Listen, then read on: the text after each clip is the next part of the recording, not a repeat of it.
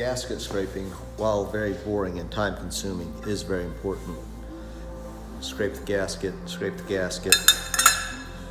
This way, your new gasket has a nice, solid seal. You don't want any leaks. Start out bad, you're gonna end bad. Someone hit the pause on my intakes because all my intake bolts are rusted. I'm not putting rusted hardware back in my engine. Pop this guy off. Right there, there's a screen in there. I'm gonna take the screen out. That's a factory oil filter. We're gonna go with a spin-on oil filter. It's gonna be remote mounted. These guys here, this is why you take your stuff apart so you can catch stuff like this before it becomes a problem. See how it's cracked right there at the base? Right there.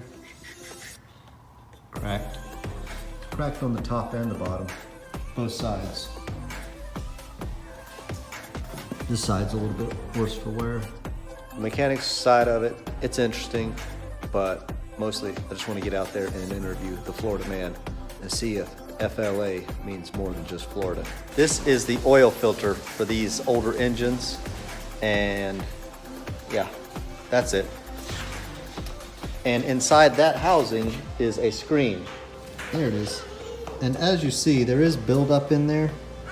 The question is, how long did it take to build up what's built up in this filter?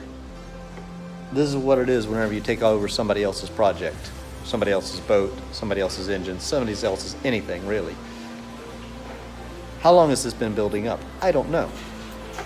Anyhow, so we're gonna take that filter out, put the housing back in without the filter, a spin-on oil filter instead. Then we get into a cycle, and I know what it's making, how long it takes to make metal. So, got the flange for where the filter is gonna mount, good and clean, polished up. It's ready to go back. Now, I gotta do the same to this side.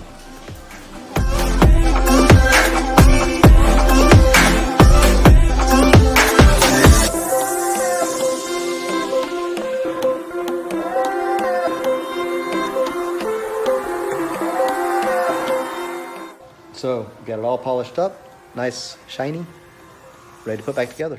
All right, so I'm about ready to call it a day. I'm gonna do a little bit more tinkering around, but I think that's enough for today. Show you what we got.